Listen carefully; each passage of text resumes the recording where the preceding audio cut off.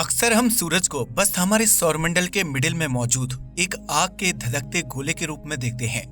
शायद इससे भी कहीं ज्यादा हम सूरज को एक आग उगलता राक्षस समझते हैं। भारत में तो गर्मियों के मौसम में इतनी ज्यादा गर्मी होती है कि हम भारतवासी बस भगवान से एक ही प्रार्थना करने लग जाते हैं कि ये सूरज नाम का आग का गोला इस दुनिया से खत्म हो जाए। लेकिन हम ये भूल जाते हैं कि इसी धधकते गोले ने हमारी धरती पर जीवन को जन्म देने में बहुत ही बड़ी भूमिका निभाई थी। आज जो कुछ अविश्वसनीय कारनामे हम कर पा रहे हैं, इन सब में कहीं ना कहीं इस सूरज का भी हाथ है। और अगर सूरज होता ही नहीं तो शायद इंसान नाम के इस बेहद बुद्धिमान प्राणी का अस्तित्व ही नहीं होता। और आज भी अगर हम देखें तो सूरज के बिना पृथ्वी पर जीवन का टिक पाना नामुमकिन है, क्योंकि अगर सूरज नहीं होगा तो सोलर एनर्जी यानी कि सौर ऊर्जा नहीं मिलेगी, और अगर सौर ऊर्जा नहीं मिलेगी तो पेड़ पौधे अपना खाना तैयार नहीं कर पाएंगे। इस तरह पूरी फूड चेन टूट जाएगी और अंत में पूरा जीवन चक्र नष्ट हो जाएगा। अरे ये तो छोड़िए, कहा जा रहा है कि कुछ ही सालों बाद पृथ्वी पर मौजूद सारे जीवाश्म ईंधन यानी कि फॉसिल फ्यूल्स, जिसमें पेट्रोल डीजल ये सब कुछ आते हैं, खत्म हो जाएंगे। फिर तो हमारी एनर्जी की जरूरतों को पूरा करने के लिए कोई ना कोई ऊर्जा स्रोत ढूंढना बेहद जरूरी हो जाएगा। और इसमें भी भविष्य में सूरज की सोलर एनर्जी ही हमारे लिए सबसे बड़े विकल्प के रूप में सामने आती है। और यहाँ तक कहा जा रहा है कि अगर मनुष्य ने सूरज की ऊर्जा को पूरी तरह से हार्नेस यानी कि नियंत्रित करने की तकनीकी हासिल कर ली तो मनुष्य ऐसे यान और यंत्र बना पाएगा जो प्रकाश की गति से भी तेज चल पाएंगे, जिससे ब्रह्मांड में मौजूद किसी भी सभ्यता को ढूंढ पाना बहुत ही आसान हो जाएगा। मतलब एलियंस का अस्तित्व भी हम ढूंढ पाएंगे। ऑल इन ऑल मनुष्य के पास्ट, प्रेजेंट और फ्यूचर का जवाब इसी आग उगलते गोले यानी कि सूरज से जुड़ा हुआ है। दोस्तों, क्या आपको पता है कि नासा ने पार्कर सोलर प्रोब को किस तारीख और किस सन को लॉन्च किया था? जल्दी से हमें कमेंट करके बताइएगा। इंसान ने मंगल ग्रह, Jupiter, Venus, mercury, Saturn, Uranus, Neptune और यहाँ तक कि प्लूटो, जो कि एक ग्रह भी नहीं है, एक ड्वार्फ प्लैनेट है, उस पर भी स्टडी करने के लिए मिशन लॉन्च किया।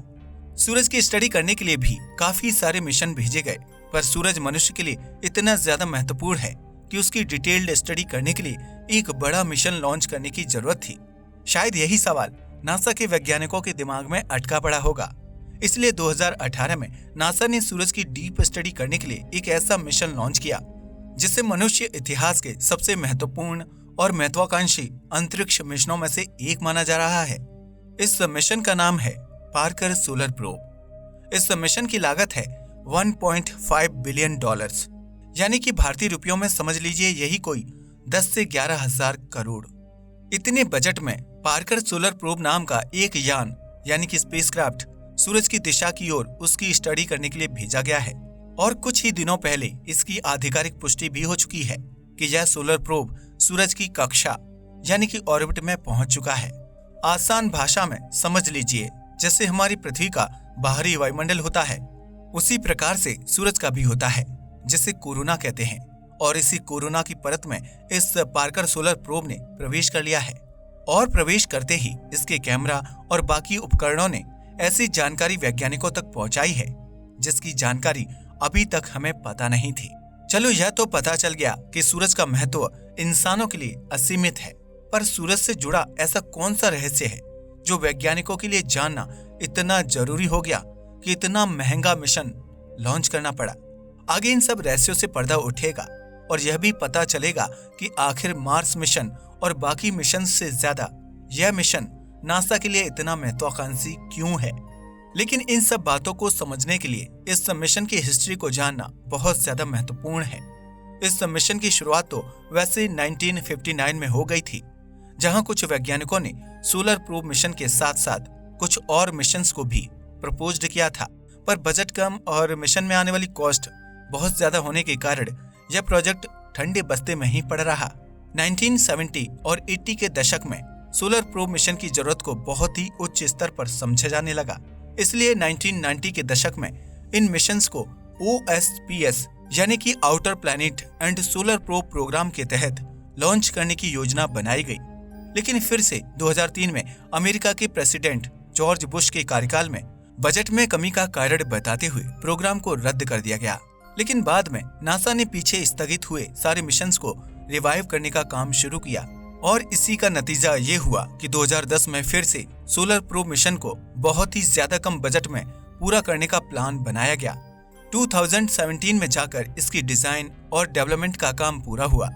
सर यूजिन न्यूमैन पार्कर द्वारा सूरज पर की गई खोजों और सोलर विंड जैसे जटिल सिद्धांतों को दुनिया के सामने पेश करने जैसे बहुत ही महत्वपूर्ण कामों की वजह से इनके सम्मान में इसी साल इस सोलर प्रोब का नामकरण किया गया और इसका नाम पार्कर सोलर प्रोब रखा गया। पर वैज्ञानिकों ने ऐसा क्या किया कि इस मिशन को पहले से ज्यादा कम खर्चे में लॉन्च करने का प्लान तैयार हो पाया? तो दरअसल पहले सोलर प्रोब को लॉन्च करके सूरज के ऑर्बिट में उसे पहुंचाने के लिए जुपिटर यानी कि गुरु ग्रह के ग्रेविटेशनल फोर्स का उपयोग किया जाने वाला था, जो बहुत ज्यादा महंगा तो होता ही पर बेहद ही ज्यादा टाइम कंज्यूमिंग भी हो जाता। इसलिए वैज्ञानिकों ने जुपिटर की जगह वीनस यानी कि शुक्र ग्रह के ग्रेविटेशनल फोर्स का उपयोग करके सूरज के ऑर्बिट में घुसने का प्लान बनाया, क्योंकि वीनस जुपिटर की तुलना में सूरज के बहुत ही ज्यादा पास है। मतलब जहां सोलर प्रोब को अभी सूरज के वायुमंडल में पहुंचने के लिए 3 सालों का समय लगा, वहीं अगर जुपिटर का चक्कर लगा के यानी कि उसकी ग्रेविटेशनल फोर्स का उपयोग करके इसको पहुंचाया जाता तो न जाने कितने साल लग जाते। अब आप सोच रहे होंगे कि इसकी हिस्ट्री और प्लानिंग तो बेहद चौंका देने वाली है, लेकिन इसकी हिस्ट्री और प्लान से ज्यादा इस सोलर प्रोब के उद्देश्य और काम करने के तरीके को जानोगे तो और भी ज्यादा हैरान हो जाओगे। 1950 के दशक में जब यूजिन पार्कर ने कुछ ऐसा बताया था जिसका उस समय के हिसाब से होना बिल्कुल असंभव था, क्योंकि उनका बताया गया सिद्धांत फिजिक्स के विपरीत काम कर रहा था। दरअसल उन्होंने बताया था कि सूरज का जो वायुमंडल है, जिसे कि कोरोना कहते हैं, यह सूरज की सतह से भी ज्यादा गर्म होता है। वो भी छोटे मोटे अंतर से नहीं, बल्कि बहुत ही ज्यादा अंतर से। सूरज की सतह का तापमान जो कोई अप्रोक्स 5500 डिग्री सेल्सियस होता है, तो वहीं इसके बाहरी वायुमंडल यानी कि कोरोना का तापमान अप्रोक्स 11 लाख डिग्री सेल्सियस से भी ज्यादा होता है। अगर इसे सरल भाषा में समझें तो मान लीजिए हमारी धरती की सतह का तापमान अगर 50 डिग्री सेल्सियस है, तो वहीं धरती के वायुमंडल का तापमान अप्रोक्स 11,000 डिग्री सेल्सियस होगा, जिसका होना असंभव है, क्योंकि उल्टा धरती के वायुमंडल की ऊपरी परत धरती की सतह के मुकाबले ठंडी होती है। इस रहस्य से भरा सवाल वैज्ञानिकों का दिमाग कई सालों से खाए जा रहा था, पर पार्कर सोलर प्रोब से उम्मीदें हैं कि इस सवाल का जवाब देने में यह पूरी तरह से कामयाब हो जाएगा। लेकिन हाल ही में पार्कर सोलर प्रोब ने तो सूरज के बाहरी वायुमंडल यानी कि कोरोना में प्रवेश किया है, तो यह इतने भयानक तापमान में भी कैसे बचा हुआ है और पूरी तरह से काम कर रहा है? ये पिघला क्यों नहीं? क्योंकि इतनी ज्यादा तापमान में तो किसी भी चीज का बच पाना असंभव है। तो आपको बता दें कि सोलर प्रोब के आगे वाले भाग यानी कि वो भाग जो सूरज से आई डायरेक्ट किरणों और रेडिएशंस को फेस करेगा, उस पर एक 8 फीट बड़ी और 4.5 inch broad solar heat shield लगाई गई है, जो आगे से आने वाले रेडिएशन और हीट को रिफ्लेक्ट कर देती है, जिससे पीछे का पूरा मैकेनिज्म बचा रहता है और अच्छी तरह से काम कर पाता है। मगर इसकी पोजीशन यानी कि स्थिति थोड़ी बहुत भी इधर उधर हुई तो बस 10 सेकंड में ही यह प्रोब जल के खाक हो जाएगा। चूंकि प्रोब का सिग्नल पृथ्वी पर पहुंचने के लिए कम से कम 8 मिनट लगते हैं, जिसकी वजह से इसके जलने की संभावना बिल्कुल बन जाती है। इसी बात को ध्यान में रखते हुए वैज्ञानिकों ने इसमें 4 लाइट सेंसर्स लगा दिए हैं, जिससे अगर प्रोब थोड़ा भी इधर उधर होने लगेगा तो ये अपने आप ही इन सेंसर्स की मदद से अपनी सुरक्षित स्थिति में वापस आ जाएगा और पीछे जो भी मैकेनिज्म है उस पर सूरज की रेडिएशन और सोलर विंड्स का कोई भी असर नहीं होगा।